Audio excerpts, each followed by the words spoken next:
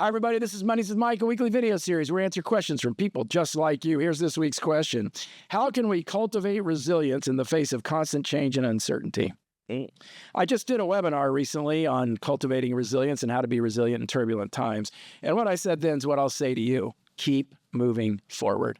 Keep moving forward. We answered a question recently, Marty. You remember we answered that question about, I don't remember what it was. It was basically how to be tougher and, failure. Remember it was the one about how to learn from failure. This is the same kind of question, I feel like. I feel like that you cultivate resilience by pressing forward and asking good questions in difficult times. Don't you think? Yeah, absolutely. Yeah. And just trying to be mindful when you have, when you're faced with adversity or change or anything, trying to remember that you've done this, how many times in the past, and that it's an inevitable part of life that, I don't know, that helps me is just knowing that I've overcome it before, right? And that you can do anything really, as long as you keep at it. And it doesn't, the song isn't true. What doesn't kill you makes you stronger. The phrase isn't true.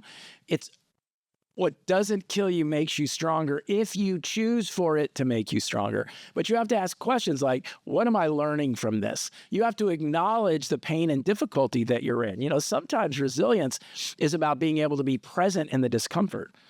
And a lot of us are addicted to comfort. We're addicted to feeling good all the time. And sometimes that's just not the way it is. Going to the gym and working out, you're going to be sore. But if you keep going back to the gym and you keep working out, you're going to get stronger. That's a form of muscular resilience. We live in a world that's trying to teach us that being uncomfortable isn't okay. I would say to you that resilience comes from the process of being uncomfortable and learning and leaning in to that process. Hope that's helpful. If you have a question, send it to info@mikestaver.com. That's info@mikestaver.com. We'll work it in very soon. Take care.